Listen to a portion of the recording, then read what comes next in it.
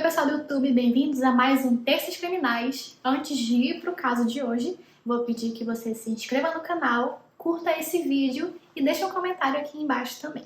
O recado é sempre rápido, então vamos para o caso de hoje.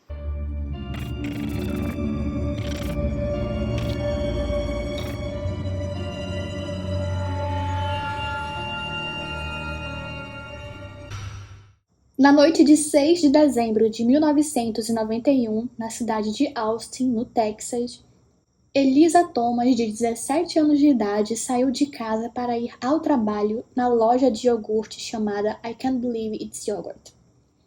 Seu turno começava às 7 horas da noite e, chegando lá, ela encontrou sua amiga e também colega de trabalho chamada Jennifer Harbinson, que também tinha 17 anos de idade. Esse trabalho na loja de iogurte era mais para ter uma renda extra. Elas estavam no ensino médio e queriam ter seu próprio dinheiro, e logo logo elas iam começar a sua vida adulta, então o trabalho vinha muito a calhar. Nessa noite, só as duas estavam no local trabalhando e o turno delas era curto. Elas fechavam às 11 horas da noite e em seguida limpavam o local para ir embora. Mas, nesse dia, elas receberam uma ajuda especial de duas amigas.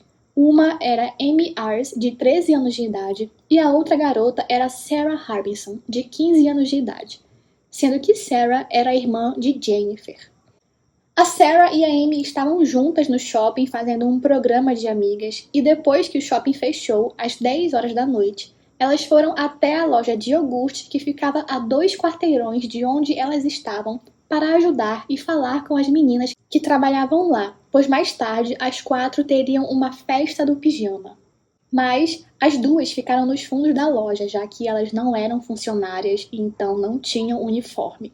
Enquanto isso, a Jennifer e a Elisa ficavam na parte da frente fazendo o resto, até porque ainda tinha cliente na loja.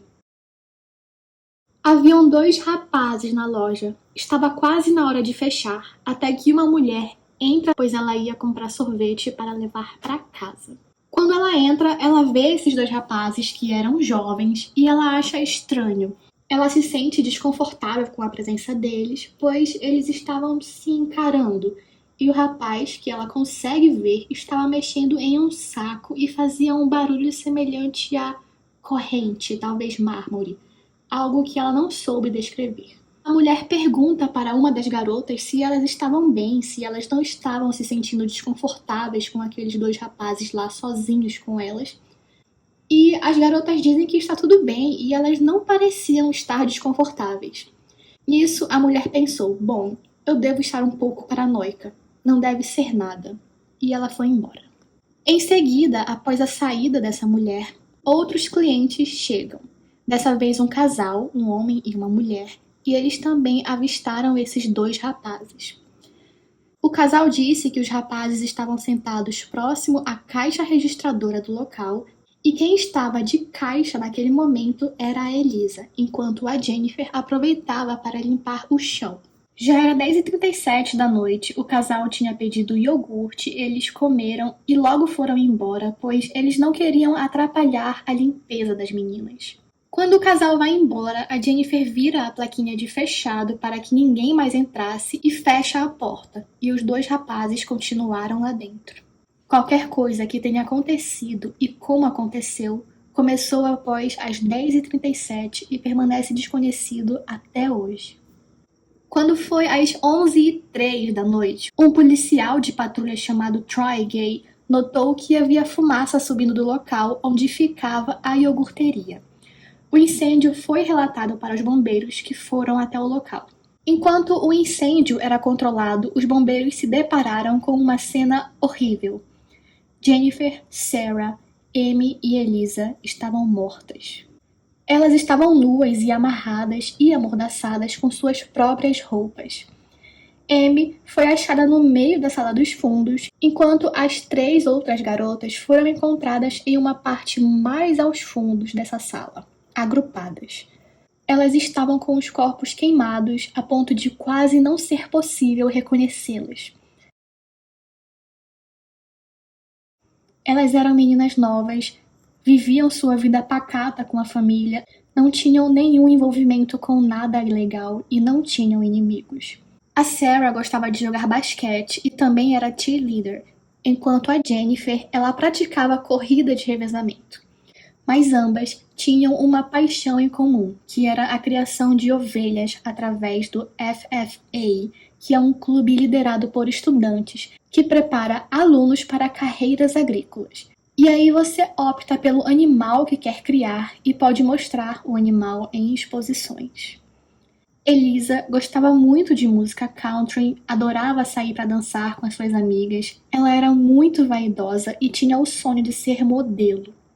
Já a Amy, ela era uma country girl, segundo seus pais. Era daquelas adolescentes que ficava com um chapéu de vaqueira. Ela vivia na fazenda, amava ouvir música country, gostava muito de animais como gatos, cavalos. O seu quarto era cheio de pelúcias de animais. E ela também participava da FFA e criava porcos. E foi nesse clube que ela conheceu a Sarah e a Jennifer. A morte delas foi um baque para a cidade. No funeral, a igreja ficou lotada e do lado de fora também havia muita gente querendo se despedir das meninas. Alguns adolescentes ficavam pela janela tentando enxergar alguma coisa e todos choravam muito, muito abalados. Partindo para a investigação, desde o início ela apresentou problemas, pois quando os bombeiros foram apagar o fogo, eles não sabiam que iam encontrar uma cena de assassinato. Então acabou que a água pode ter levado potenciais evidências forenses. As autópsias feitas nas garotas descobriram que todas foram baleadas na nuca, tipo quando se faz uma execução. E pelo menos 2 das garotas foram agredidas sexualmente. A polícia não nomeou quem, mas suspeita-se que uma delas foi a Amy, pois foi encontrado uma colher de sorvete dentro de seu órgão sexual. A Amy, na verdade, foi a mais diferente de todas, pois ela foi encontrada mais afastada das meninas e o seu corpo foi menos queimado, e nela haviam sinais de que foram disparados 2 tiros de calibres diferentes, sugerindo assim que pode haver mais de um assassino. A gerência da iogurteria determinou que pelo menos $540 estavam faltando do local. Outra coisa sobre a investigação é que a polícia da cidade de Austin, na época, não tinha experiência forense. Tudo o que eles tinham era uma unidade de impressão digital que não era o suficiente para um caso dessa magnitude. E ainda por cima, eles só tinham um investigador de homicídio na noite dos assassinatos. Conforme os dias iam passando, os telefones da delegacia não paravam de tocar. Muitas dicas eram dadas para a polícia, e aí acabou que eles tiveram que lidar com 342 suspeitos e dezenas de confissões falsas. Essa investigação durou anos. Um serial killer do Texas chamado Kenneth McDuff era um dos suspeitos. Ele estava no corredor da morte e no dia de sua execução ele confessou os assassinatos, achando que isso ia lhe poupar da morte, ou pelo menos adiá-la. Mas ele foi executado no mesmo dia e ele foi descartado como suspeito, pois fizeram comparações com fios de cabelo e impressões digitais da cena do crime. Outro suspeito foi um jovem chamado Morris Pierce, que foi visto próximo do local com uma pistola calibre 22 na cintura, arma de mesmo calibre que matou as meninas, mas a arma dele foi testada e a balística mostrou que não correspondia à arma do crime. 8 anos se passaram e em 1999 nenhuma prisão havia sido feita. O caso foi passado para um novo detetive que revisou o caso, o detetive Hector Polanco. Polanco era conhecido por ter uma reputação de coagir informações de suspeitos. Em um dos casos, os suspeitos deram declarações incrivelmente detalhadas, mas eram declarações falsas, coagidas por Polanco. Nesse caso em questão, os suspeitos foram condenados por agressão sexual e passaram 10 anos presos injustamente. Polanco então interrogou em setembro de 1999 4 jovens que já haviam sido interrogados em 91. Esses jovens eram Morris Pierce, que eu já citei, e os seus amigos, Forrest Elburn, Michael Scott e Robert Springsteen. O interrogatório durou horas. Os meninos, em 1999, já eram homens adultos, mas em 1991 eles tinham por volta dos seus 17 anos de idade, mais ou menos. Polanco os pressionou bastante. Ele estava convicto de que esses rapazes tinham algum envolvimento no crime. Morris e Forrest, desde o início, foram firmes em dizer que não tinham nada a ver com o crime. Mas Michael, acho que estava nervoso, ele disse que não sabia o que tinha acontecido com elas, que a memória dele não era boa, e aí Polanco ajudou ele a se lembrar e ele disse que estava do lado de fora da iogurteria, enquanto Morris e Robert ficaram do lado de dentro. Mas aí, depois de mais algumas horas, Michael disse que ele também estava dentro do local com uma arma na mão. Michael disse que acha que precisa de um advogado, mas Polanco não parou o interrogatório, pois, segundo ele, Michael disse que acha que precisa de um advogado e não que ele quer um advogado. E depois de 7 horas de interrogatório, o Michael confessou que atirou em uma das garotas depois que Robert o instigou a fazer.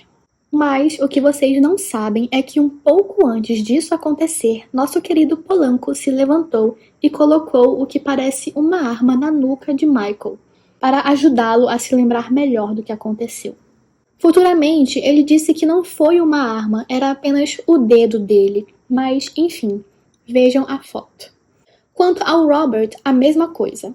Muitas horas de conversa, ele não confessava e o Polanco não calava a boca e dizia, você se lembra sim, e ficava instigando.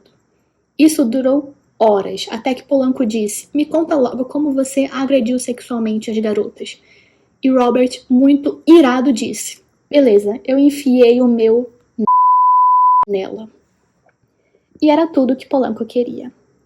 A questão é, esses interrogatórios de 1999 não têm fidedignidade nenhuma. Morris e Forrest jamais confessaram algum envolvimento dos crimes. As autoridades tentaram por 2 vezes acusar Forrest pelos assassinatos, mas não tinham evidências para vinculá-lo ao crime, assim como Morris. Forrest ficou preso até 2000 e Morris ficou preso até 2003. Quando as acusações foram finalmente retiradas. Quanto ao Robert e ao Michael, eles haviam confessado e foram julgados separadamente em 2002.